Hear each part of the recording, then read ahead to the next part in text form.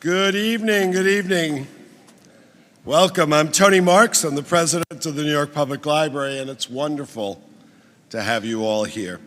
It's my distinct honor to welcome tonight's conversation, highlighting one of the most pressing issues of our time, artificial intelligence, and we hope it is indeed intelligent. We are proud to co-host this event to help inform ourselves and the public. Together, our co-hosts, the Institute for Advanced Study and the AI Policy and Governance Working Group. The common thread there is the professor at the Institute, our distinguished friend and colleague, Alondra Nelson. I met Alondra a long time ago when we were colleagues together at Columbia University before she rose to become the first dean of social science there and then the president of the Social Science Research Council, and of course on then to run the White House Office of Science and Technology Policy. She is now a professor at the Institute for Advanced Studies and to all of our benefit focusing on this very knotty issue. And it is this issue that brings us all here together. We at the library know that this new technology is going to transform how we do our work, how our patrons do their work and need our help, and of course, how this will affect communities, society, and the entire world. So let me be clear. This institution, the largest public library in the United States, the most used research library on the planet, is the essential public good, the most used civic institution for access to information and learning and opportunity. Our commitment, this building stands for our commitment, that we will provide the public with free access to the corpus of all the accumulated knowledge and creativity of human history and society. Quality information, information that can be trusted, information that you can use without violating your own privacy. Those are core values for this institution. We believe that individuals need access to that quality information to make correct judgments. And we believe, just as human intelligence is informed by the quality of the information fed to it, that artificial intelligence is shaped by the quality of information fed to it. At the moment, it seems like we're in a world of garbage in and garbage out. Sorry about that. That's my view.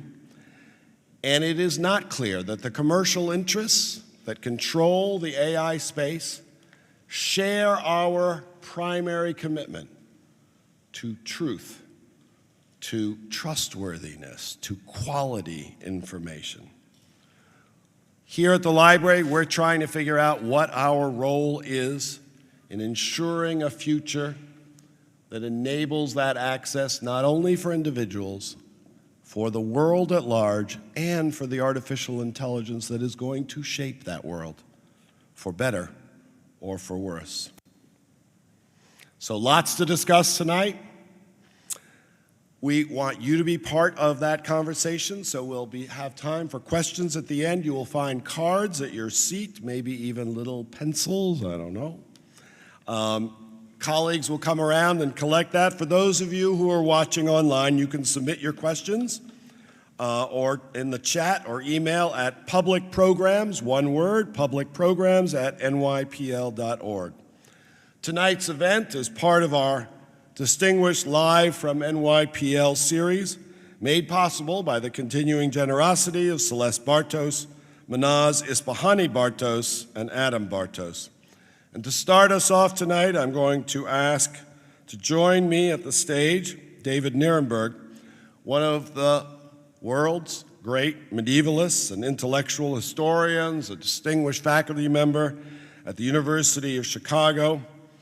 I am intimately familiar with his work. I used his book, amazing book, Communities of Violence from 1996, and the last work or book I had a chance to write before administration took over my life. And administration has taken over at least part of his life, since David is now the Leon Levy Director of the Institute for Advanced Studies. Please join me in welcoming Professor David Nierenberg.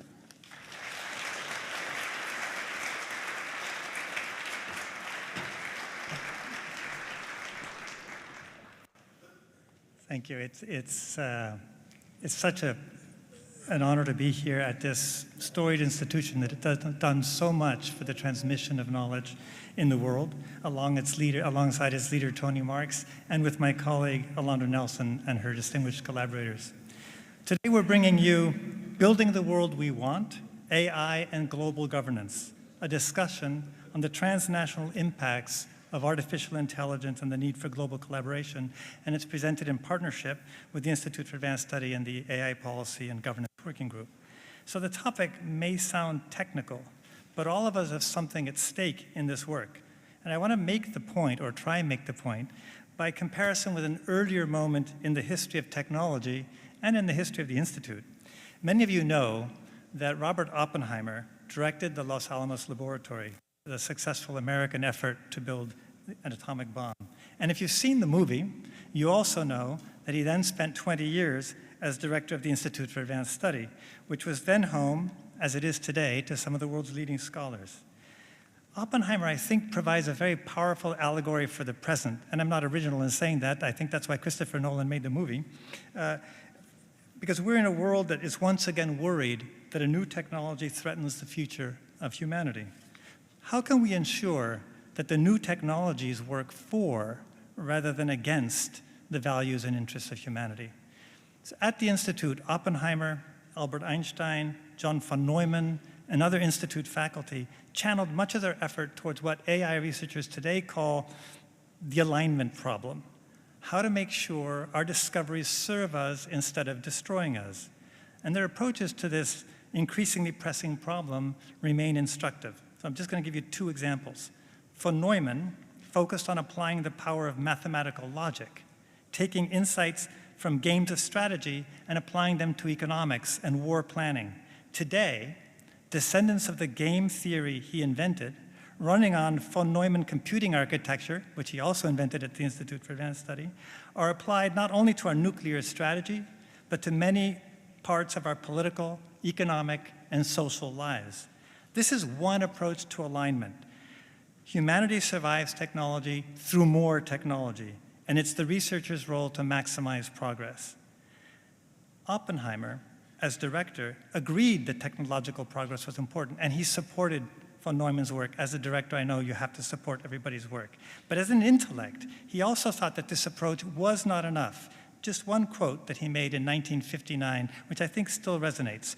"What are we to make of a civilization," he asked, "which has always regarded ethics as an essential part of human life, and which has not been able to talk about the prospects of killing almost everybody except in prudential and game theoretical terms?" So he championed another approach, convinced that the safety of the nation or the world, quote, "cannot lie wholly or even primarily in its scientific and technical prowess." If humanity wants to survive technology, he believed, it needs to pay attention not only to technology, but also to ethics, religions, values, forms of political and social organization, even feelings and emotions. And today, we need to be reminded that no alignment of technology with humanity can be achieved through technology alone. Preserving any human value worthy of the name will require not only a computer scientist, but also a sociologist, psychologist, political scientist, philosopher, historian, theologian, journalist. Oppenheimer even brought the poet T.S. Eliot to the Institute because he believed that the challenges of the future could only be met by bringing the technological and the human together. Now, if there's anyone who can help us bring the technological and the human together, it's my colleague, Alondra Nelson. the Harold F. Linder Professor at the Institute for Advanced Study, and a distinguished senior fellow at the Center for American Progress. An acclaimed scholar of the social dimensions of science and technology and their implications for democracy and civil and human rights, Dr. Nelson's publications include The Social Life of DNA and Technicolor, Race, Technology, and Everyday Life.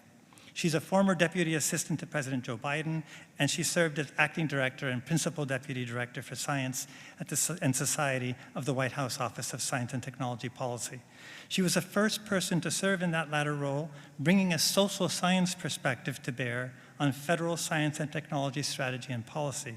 At OSTP, she led a team writing the landmark Blueprint for an AI Bill of Rights that lays the groundwork, both principles and practices, for industry, policymakers, legislators, regulators, and technology developers to safeguard people's rights and opportunities as algorithms and AI reach ever further into our lives.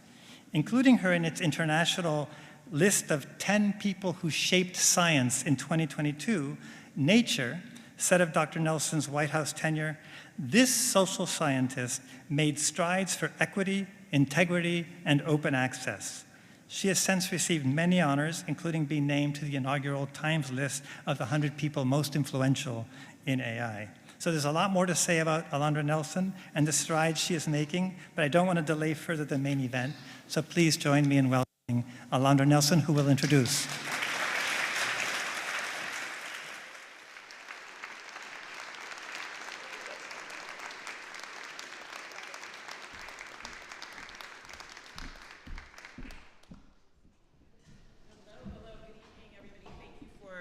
Being here. Thank you for being here. Thank you, Tony, for your partnership, for having us here. Thank you, David, for that incredibly kind introduction. Good evening, everyone, and thank you for being here both in person and online. I'm still getting used to sort of being together in space given the last 2 years that have happened to us. So as David mentioned, I think Tony mentioned as well, we've been having a kind of small conversation. Sorry. Sorry. Journalist. A small group conversation of a community of thinkers and doers. We call the AI Policy and Governance Working Group. We've been meeting for 2 days here in New York City, thinking about international governance, international collaboration, and AI governance together. And part of our commitment as a working group is to always engage the public in our work. And what a better place to do it than at the New York Public Library that's so committed to engaging the public. So some of our colleagues are here, so I just want to acknowledge and welcome them. So this working group is, I think, like the broader public, an attempt to sort of bring people together across different perspectives, experiences, skill sets, methodologies, to think together. And often we've not thought together, this particular group, around the challenge of AI and of AI governance in particular. And I think we all share in this group I think a commitment to really attending to and thinking better and harder together and actually applying our work to solutions around current day harms and risks and future potential harms and risks of AI. And over the last 2 days, we've been thinking about global governance in particular. So I think given the breadth of AI tools and systems, I think many people agree that some form of multinational, transnational, global governance, more than one state, more than one community is needed. But the agreements really end there, right? There are lots of disagreements. There's a lot of competing kind of models about what this might look like, how we might do it. It's also, I think, the multilateral system that's been built out since the middle of the Second World War didn't have large corporations at the center of it. It was really about the nation state. And so we're thinking about different actors in the space of this as well. So in this moment, what kind of global governance do we want? What is the world that we want to build? Is it laws? Is it rules? Do we need norms, regulations, standards, research networks, more? What do we need to harness AI? And what kinds of global collaboration are needed to address these issues? Issues that range from the equitable distribution of benefits that might accrue through the use of AI, the prevention of illicit uses of AI tools and systems, the consolidation of power by the tech industry, and the just constant evolving nature of AI. So it's very complex dynamics, and it means that our work as policymakers, people think about the policy space and about the public good, has gotten increasingly harder. So it's a big assignment that's going to require a lot of us working together and some of our best thinkers and most visionary thinkers. And so I'm so delighted to have this extraordinary panel of brilliant people. You have their bios in your program, so I'll just introduce them briefly. Ambassador Karen Kornbluh is Distinguished Fellow for Technology and Competitiveness at the German Marshall Fund of the US. And she is the former US Ambassador to the OECD, which we'll say a little bit more about. Maria Ressa is a camera woman and the CEO and president of Rappler. I'm struggling with this a little bit. Let's see. I'll just hold it.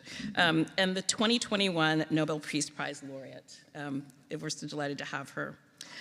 Olatunbosun Tijani is the Honorable Minister of Communications and Innovation and Digital Economy for the Republic of Nigeria. Welcome, Minister Tijani. And Tim Wu is the Julius Silver Professor of Law, Science, and Technology at Columbia University, and until recently served as the Technology and Competition Advisor to President Joe Biden. So thank you all for being here. Okay, so the first question, I think, just to get us started is, what to you is the most pressing or urgent issue with regards to AI governance? And that could be a beneficial thing, or it could be a dangerous thing that we need to think about with regards to AI tools and governance. And do you think they can be addressed by international governance, by global governance of AI? Karen, why don't we start with you? I guess, for me, what I'm interested in is a little bit meta. It's what we were talking about a little bit backstage, which is that I feel that a lot of our confidence in governance has been hollowed out, and a lot of our capability in governance has been hollowed out. And I see AI as the kind of challenge that could really break democracy if we don't get ahead and figure out. And by that, I don't mean we need to control AI. I mean that we need to make sure that there's some of the issues that you were talking about, equitable access, equitable gains from it, people aren't impoverished, but also that we get the stuff that's been promised on the upside. So how on earth are we gonna get cures to rare illnesses if there's not a commercial upside to that, if governments don't get involved? So I guess my meta answer to that is, are we gonna have the state capacity to make sure that the rights, protections, social goals that we've all agreed to in the past can be honored in the future, both on the upside and the downside? Thank you for that. Minister Tijani, to you. No, thank you. This is an interesting conversation, actually, because for a public leader from a country like Nigeria, I think the first question is, how do you join conversations around governing a phenomenon that you've actually not participated in creating? Mm-hmm. Right? I think that's the starting point of the conversation. Artificial intelligence is presenting us tremendous opportunity to reimagine how we do things and also be more productive as humans. And while we've not participated deeply in shaping the knowledge and building out the knowledge that is leading us to where it is today, it's been forcing us. It's a reality. It's almost a wicked problem. It's an opportunity for us to do things better, even in countries like Nigeria and so many other countries in Africa. But I think the biggest challenge for us is not just even from governance perspective. I think it's how do we understand the opportunities that exist for us to apply AI in creating value and in providing opportunities for our people. So that's the conversation we're dealing with on the African continent. But the biggest challenge with that is we also know that inclusivity is a big problem with AI. So if we don't focus on ensuring that this phenomenon can actually support and is taken into consideration our reality from Africa and Global South, how do we productively be part of the conversation on how to govern it? So I think the biggest challenge for me as Minister of Communications and Innovation in a country like Nigeria is actually ramping up investment in ensuring that we can understand the implication of this phenomenon on our economy, on our people, but also perhaps provide some sort of leadership on how we think about inclusion in AI. And when I say inclusion, it's about the data set itself. We do have significant challenge in ensuring that we can actually contribute to the quality of what's being built. That a lot of the data set that we have that is currently not connected, dark data, what do we need to do to accelerate how we bring them on board and get them connected to improve the quality of what we're referring to as this phenomenon. I think until we do that, we're going to struggle to actually have proper conversation and be on the table. And I get the sense that even the conversation on governance is being led from the West. And the construct itself is being dumped on Global South to accept. And for us to constructively do that, I think we also need to come to the table and find a way to enrich that conversation around governance. Thank you. We're going to come back to that. Thank you for that. Professor Wu. Thank you. It's good to see you again. Good to see you. Here. I have two thoughts about this, which I'll speak on. The first, and on the concern side, they're both on the concern side. But as a person who's studied a lot of technological revolutions over the last 200 years, one thing that strikes me about AI that feels very different is I've never seen, with the possible exception of nuclear power and nuclear weapons, a technology that its inventors seem less excited about and more concerned about. And sometimes I wonder why they devote their life to something they seem so afraid of. And I think I take that concern very seriously, and that moves me, in the direction where the people who are closest to it seem so concerned, to wanting to have something like a, more nuclear approach to this. Is this really or parts of it at the frontier so dangerous that we need the kind of strong state apparatuses that you were talking about, Karen? So that's one set of thoughts I have. The primary thought I have, or concern with AI, and I think the challenge for the world and nation states individually, is trying to ensure that it does not make current imbalances in economic power even worse. In other words, that it doesn't make the rich richer and the poor poorer. Because I think there is every sign that things could go in that direction. You don't have to be a genius or an economist to realize that there's only a few companies so far who have been able to play in this space, that the economic consequences of automating huge amounts of human conduct are far-reaching, and the risk of things getting worse instead of better is serious. I noticed the last time there were really epic, truly dramatic changes in technology, about 100 years ago with electrification, 150 years ago, the most dramatic technological change period with electrification and automobiles, internal combustion engines. We had 2 world wars, revolutions all around the world, and other serious problems. So I think we need to do better than we did in the early 20th century when we had a catastrophe following very serious technological change. And I'm worried that the imbalances we're creating could be very dangerous to our civilization. Thank you for that. Maria.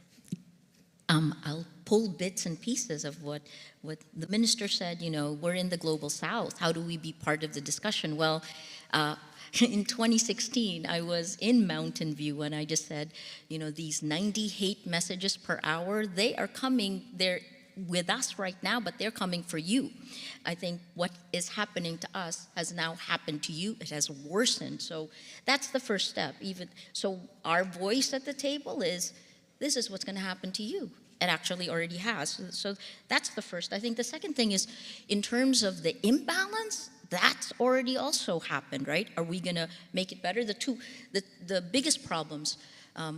This morning, Canada and the Netherlands launched the Global Declaration on Information Integrity Online. I'll use those 2 words.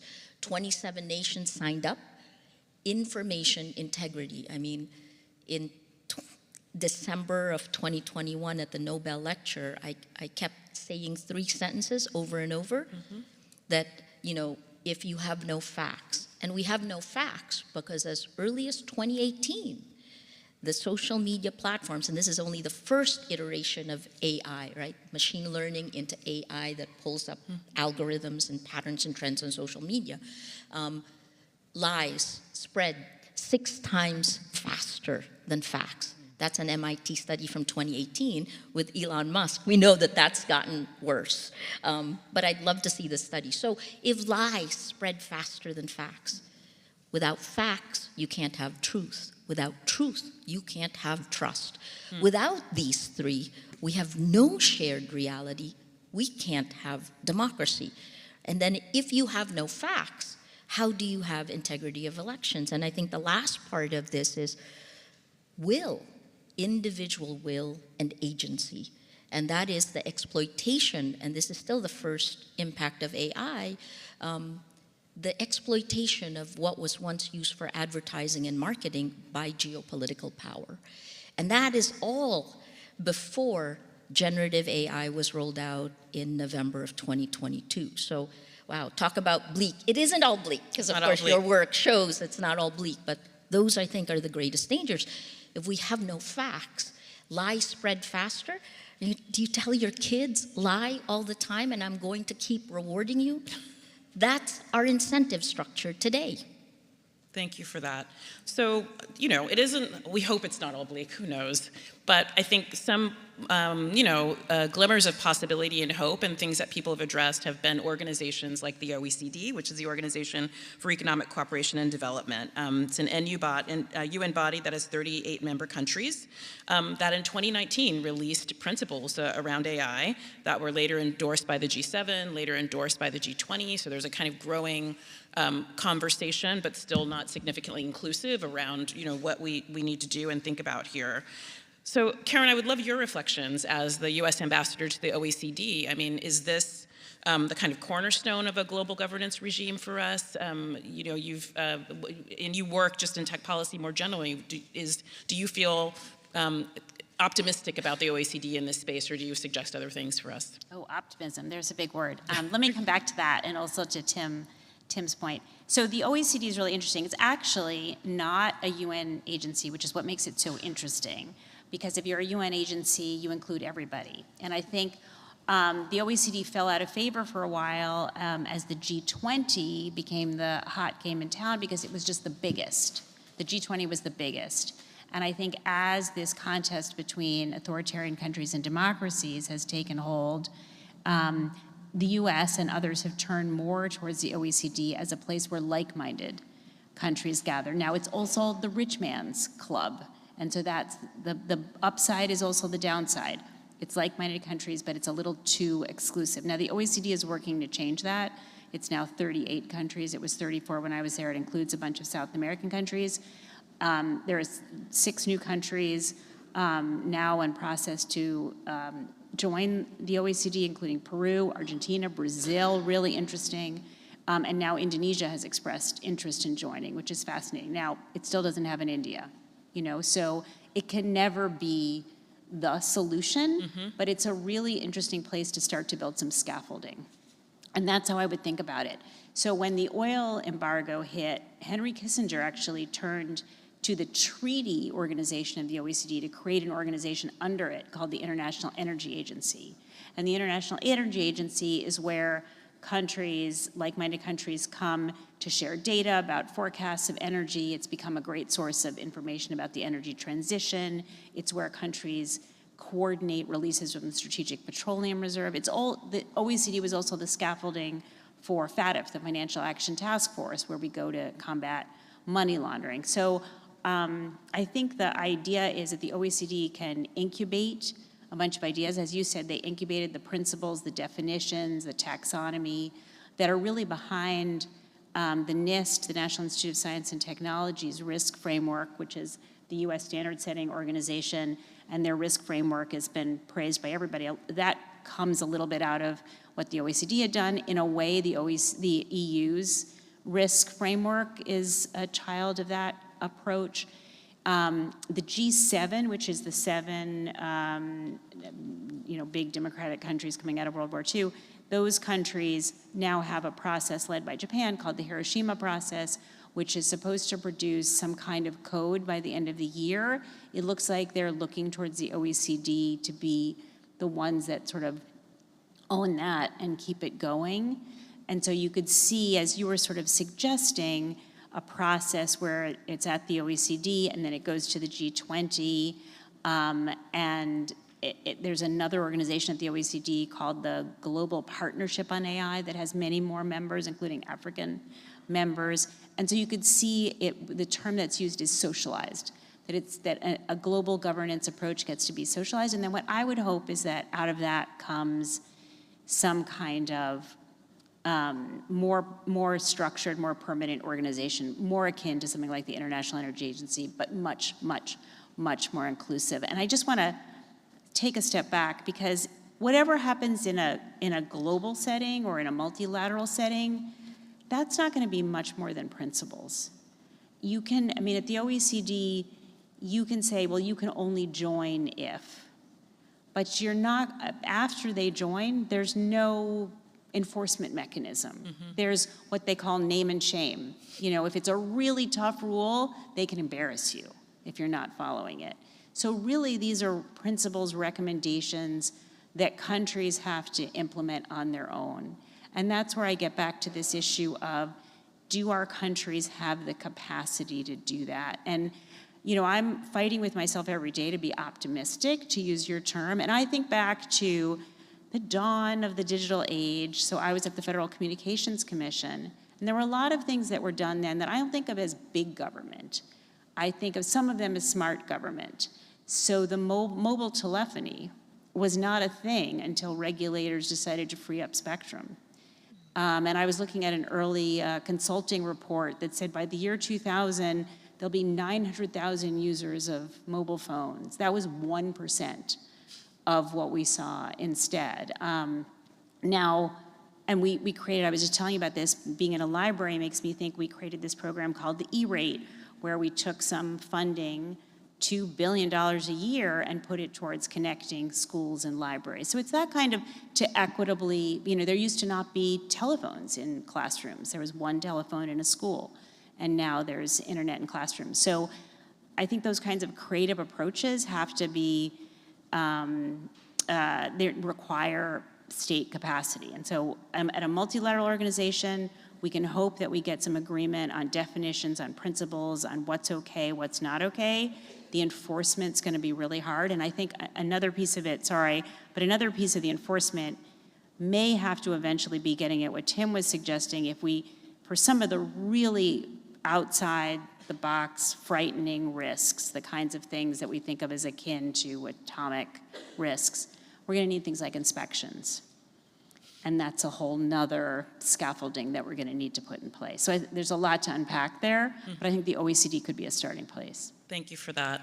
So Tim, I'm going to come to you next. Karen mentioned sort of the creativity of government. I mean, you served in 2 administrations, and most recently in the Biden administration, you led the development of the Declaration for the Future of the Internet, which was a more kind of proactive vision for what the internet could be. You had 67 countries sign on. To Karen's point, it didn't have enforcement, but you worked really hard on it, and you clearly thought that you were doing something that was important for international collaboration in the world, and I would love for you to say a bit about that, if you don't mind. Thanks. Yeah, no, thanks for bringing that up. It was, so the idea of that effort was rooted in the sense there had been a lot of backsliding in internet freedom and internet rights, the growth of censorship, the growth of spying, growth of really aggressive state action that was contrary to some of that, what I think were the founding principles back in the 90s. And the idea was for like-minded countries, almost all democracies, to sort of say, these are thou shall nots when it comes to the internet. You shall not, shut down the internet during an election because it's inconvenient to have, dissidents talk. You shall not spy on, your political opponents and use their information. You shall not ban all journalists. Sort of very basic, almost human rights kind of stuff. And we wanted to put the foot down, make it clear. Now, was there enforcement? All along, I didn't really say this too much in the White House, but there was always a sense that there wasn't going to necessarily be enforcement by the organization, if there was one, but it didn't mean that we could treat countries differently who broke the rules. You know what I mean? In terms of aid, in terms of how we dealt with them, in terms of everything. We wanted to set out some rules and say, listen, if this is, your approach that is violative of all sort of fundamental human rights, you know, maybe that affects, for example, how we treat your applications domestic policy-wise. So there's sort of a trade side to it too. You know, one of the things we noticed, this is a little more realpolitik, but that China had, you know, blocked almost every U.S. application that had any kind of political meaning. And we were like, why is it guaranteed that every Chinese application is guaranteed access to American citizens? So that was part of it. So there's not, there had no form, sort of teeth inside the declaration, but teeth inside our own enforcement. Now, how does that translate to AI, or how does that mechanism translate to AI? I mean, I think what we're in the process of doing now is trying to figure out the basic principles. And I think we're early in this conversation. You know, you made a big contribution to this with the AI Bill of Rights, but we are figuring out right from wrong, and we need to have it be something that comes with consequences. Mm-hmm. You know, I'm not saying you have some kind of international police force, but I'm saying there has to be consequences. You know, right now, just by default, those consequences are going to be in the nation state. But we have to have them, and there has to be right, and there needs to be wrong. Thank you for that. Minister Tijani, there was a great deal of excitement about your appointment. You were appointed last month, in part because you had done extraordinary work as the founder and former CEO of CC Hub, the Co-Creation Hub, which is this Pan-African Technology and Innovation Center that includes not only Nigeria, but Kenya, Rwanda, Namibia. And so I wanted to, with CC Hub in mind, and also thinking about, I know the African Union is working right now on an AI strategy. I wanted to get your thinking on a regional approach to AI governance. Like, should we be thinking not only about global kind of multilateral approaches, but is there a particular approach that you think, from your experience at CC Hub and what the African Union is trying to do, of regional governance that's important here as well?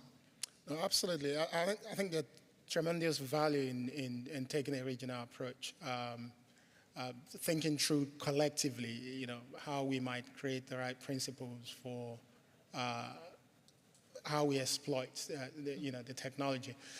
But I think the danger with that, and it touches on some of the things you were referring to, is the fact that we shouldn't look at the deep issues around AI as just being misused and abused.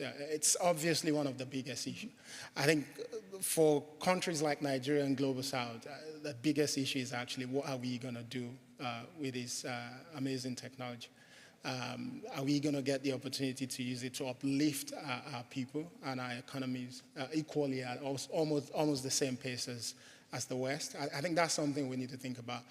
And because a lot of these nations don't necessarily have the deep resources to go deep into understanding this technology, how to appropriate it, how to leverage it for economic prosperity, there's a danger in also mainstreaming a collective approach, because the implication of that is that nations will not build the ecosystem locally that is important for them to exploit it.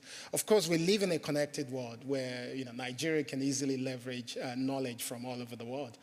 One of the things I'm passionate about is, while the research community in Nigeria may not be as deep as what you have in the US, there's a fantastic Nigerian researcher in almost every research institute that you look at in the US or anywhere in the world. So we do have access to these people, and part of our agenda is how do we connect them back to help us think through what we can be doing with it.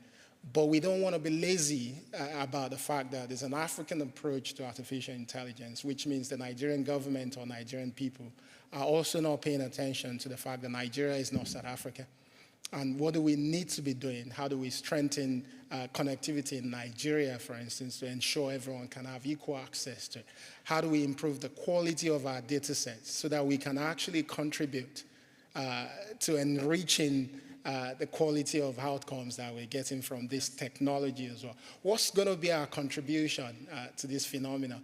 I think we can only do that if we don't get too caught up in the fact that an African Union approach is going to solve everything.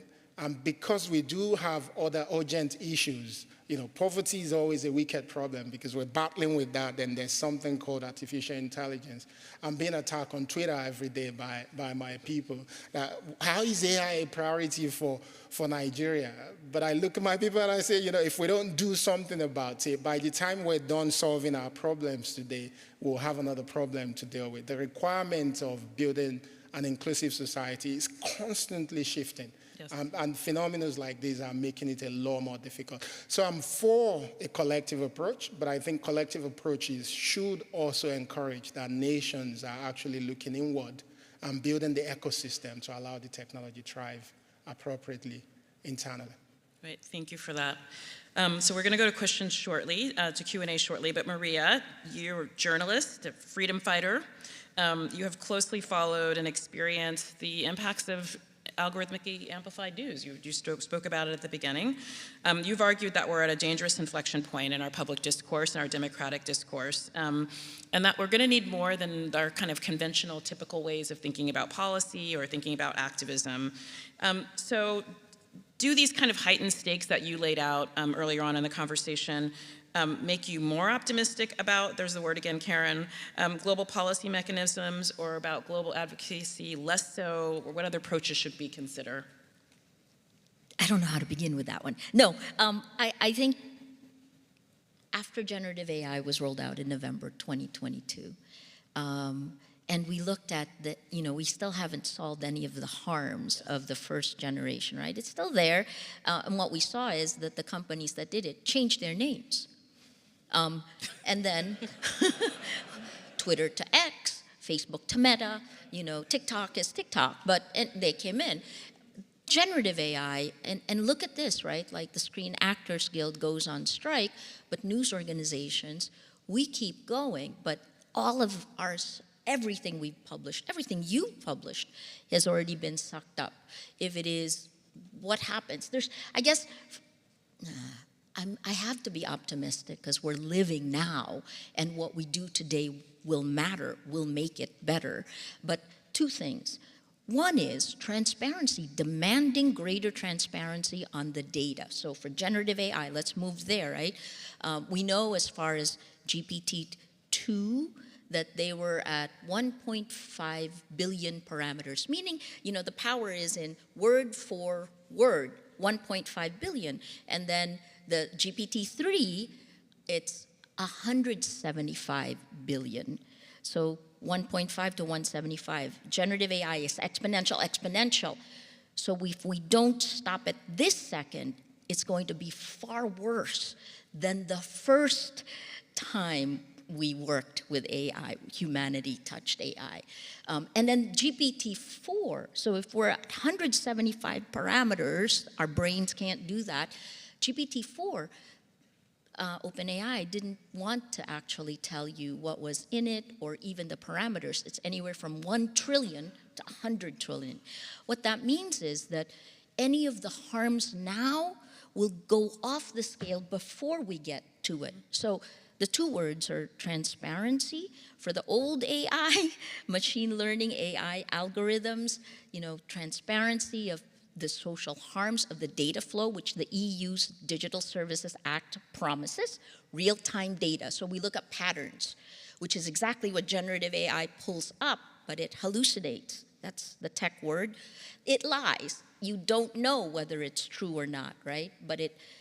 So let me, last thing here is that if the first generation AI weaponized our fear, our anger, our hate, our division, us against them, the second generation large language models look set to weaponize loneliness. So does that make me optimistic or or pessimistic? It's neither.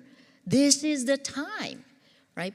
Because I will say it is the United States, since both of you were with the government. Why did the United States make the same mistake with the first one? Because it isn't necessarily with governance. We are feeling the impact of this. It is with putting a safety net, protecting us, creating a better business bureau so that we're not insidiously manipulated. I have to be optimistic. I have no choice. And look, it's been 6 years since President Duterte. My company should have been shut down. I should have gone to jail, but I'm still here. Right? So I'm optimistic.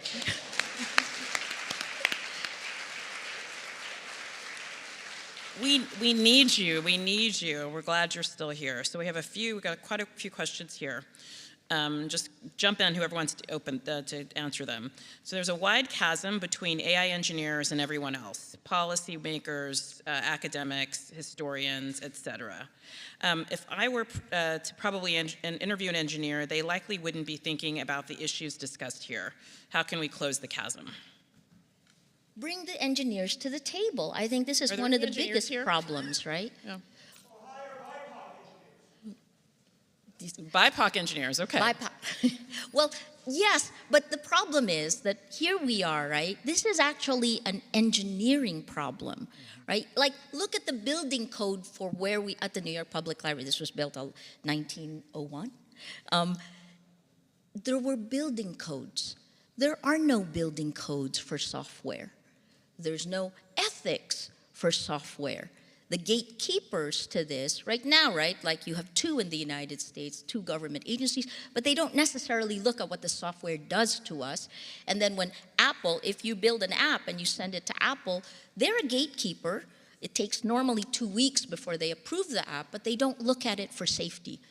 Where are those? Google is the other one in Android, right? Where is that? And that's, the engineer should be at the table. One of the best ways we can curtail it is by making them accountable, bringing them standards and ethics. Yes. I'd just say one comment. I don't know if the gap is necessarily that great. I mean, I think engineers are also a profession. They have ethics. I think engineers have expressed some of the most profound concerns in this area, so I give them more credit. I don't think that engineers are a bunch of soulless, evil nerds who are just like trying to build something because they can do it. I think they care. I think the problem is the incentives are bad. You know what I mean? I don't think engineers want to build things that will decimate the human race. I think they want to build good products that people can rely on. And what I think is the professionalism that should be in there, and many of our professions, law, medicine, and so forth, have been corrupted and have lost their sense of self-identity. And frankly, it should be engineers, and in some ways it is engineers who are leading the way to make sure the AI is not dangerous.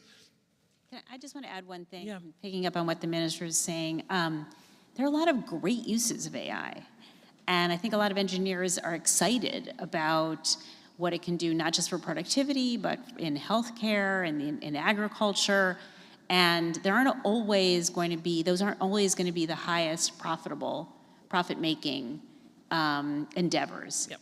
And so I think there's another role in governance in sponsoring, just like in vaccine development, thank goodness that we had the scientific know-how that we did, but did we do as good a job as we could have in sharing with the entire globe? I think we need to think about, global funding of R&D in some of these important sectors and making sure that it's really inclusive. But the incentive structure right now for private tech companies is profit. Attention economy. And that's part of the reason the engineers who may want to fix it, I mean, this is in Frances Haugen's, the 10,000 plus documents she released. They knew certain things were wrong, but if you take it away, it brings profits down. All right, so here's another question that proposes that the incentive is fear. So most companies, large and small, working on AI are largely driven by FOMO, fear of missing out. Moreover, like the atomic bomb, they feel that they must be first or they will lose their business, apparently. Is there anything that can be done to stop advancement driven by fear? That is a great question. It's a deep question.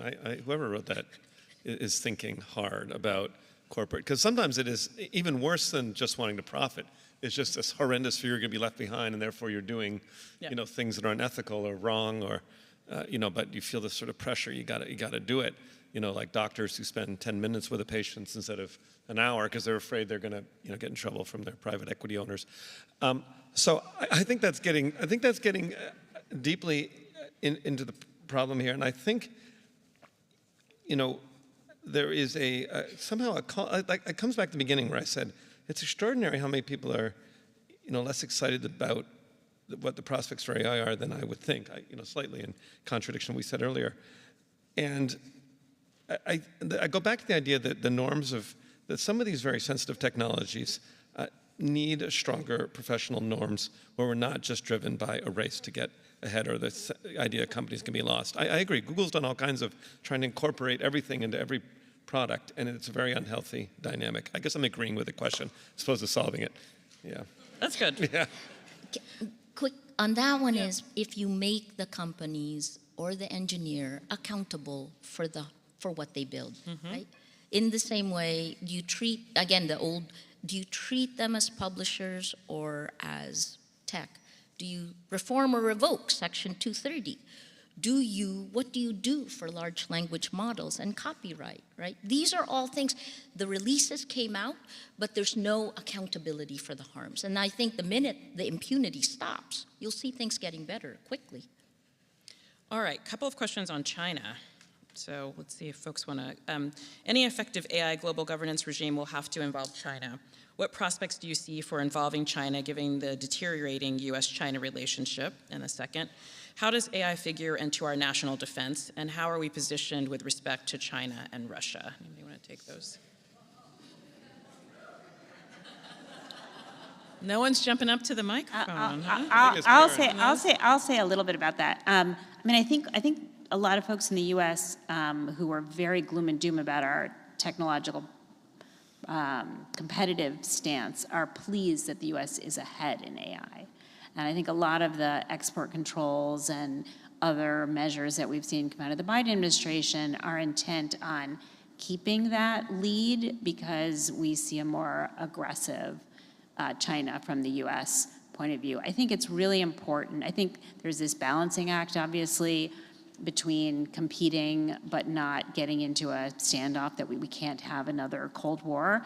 And so some of the things that we're alluding to in terms of the upsides of AI, I think we need to work with China on figuring out what those are and working together on them.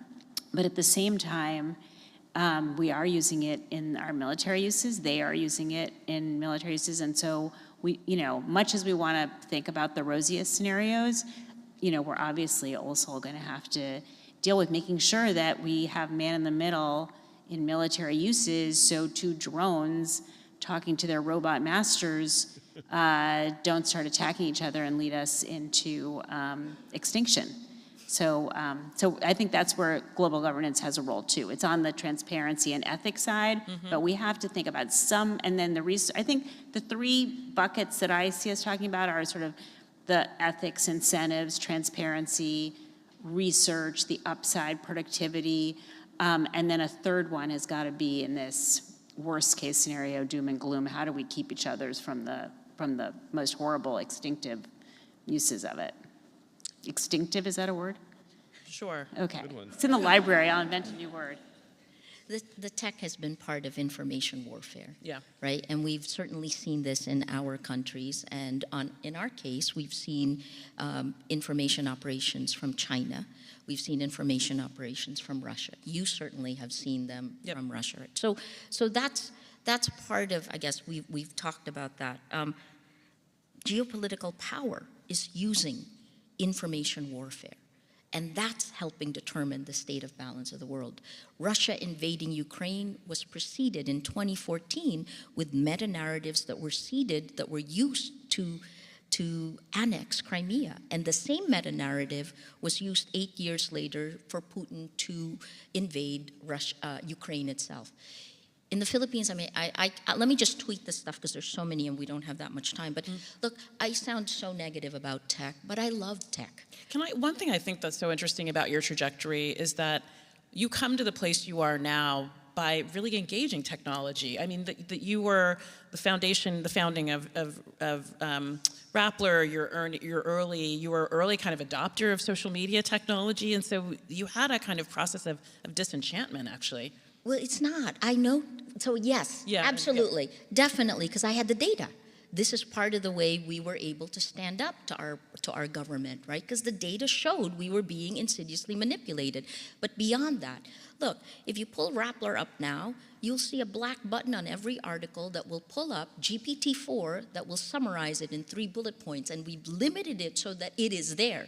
Rappler's one of 10 companies that OpenAI is working with to look at how to make LLM, its GPT, safe for democracy.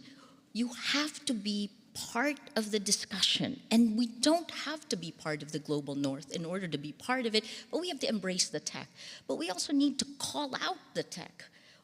it is back to accountability, right? Lots of money, there's lots of money. We need to make impunity stop. Okay. Okay, so last question, given the sort of commitment that many of us have to engaging the public in this conversation, and this is about how to engage the public further. How do you see social, local, or grassroots movements playing a role in shaping global rules, norms, and accountability around AI? I want to take that question a slightly different direction and slightly react to this, some of what's been said, in the sense that I don't know why we should be asked whether we're pro-tech or anti-tech. You know, I'm in favor of good tech and against bad tech. And the tech that I think is good empowers humans and also makes possible economic decentralization and gives a lot of economic power. The tech I think is bad, disempowers people and concentrates wealth and concentrates power in unaccountable forms. So, you know, I don't know why good or bad tech. And I guess that's what people should be demanding of AI. I don't have a particular prescription from this, but I think that they are naturally resistant, and I think a lot of the resistance comes to AI from the sense that as it's coming out, a technology that seems kind of human disempowering, that seems to be leaving us on the sidelines for a lot of time, at least from what we see. Now maybe that'll change. Yeah. And also seems to be wealth and power concentrating as opposed to decentralizing. So, you know, in terms of what the public needs to figure out what it wants, and I think it wants technologies that empower more of us. And, you know, maybe like you were talking, E-rate or the telephone or, you know, the technologies that have been great technologies, books, the printing press and so forth. And, you know, maybe get these great engineers and talents to put their energies and resources towards something that works for more people. Thank you for that. So, Minister Tijani or Ambassador Kornbluh, that question or last remarks from either of you? I think for what I represent, I think is really mainstreaming the conversation and ensuring that we can articulate how we're going to be engaged in this. And there's urgency around that. We don't even have 12 months. The pace of development in this space means we're going to be in deep trouble if we're not participating. And so that means mainstreaming it. I've just been in this position for 4 weeks, and my priority is actually, the first thing I did was to co-create. So we designed a model that identified, you know, top 1,000 Nigerians all over the world that are participating in AI research. And we're looking for ways to engage them to help shape how we think about this. So we're taking a co-creation approach, and that's the urgent thing that I believe we need to be doing. Thank you. Yeah, I really like what Tim just said about we don't want to be pro-tech or anti-tech. It's tech for what? Tech for humans, Yes. and human flourishing and human individual rights. And so I think if we can help, I think we as maybe experts talking to the public, if we can move away from this binary that you know, tech is bad or tech is good, but instead that we can get more of the good and less of the bad. But to do that, we need to be willing to work together, which is a really big ask. And so I think we need to, I want to go back to what we haven't talked about enough is the AI Bill of Rights that you led on, because I just thought that was such a great example of the government opening up a conversation and saying, let's really dream. What would we want to make more of the good and less of the bad? And let's have a conversation, and let's think about how we can implement this in the private sector, in civil society, through regulatory agencies. How should we go about it? And so I hope we're in the middle of that and that we can all keep doing it. Yeah, thank you for that. So let's build the world we want, yeah?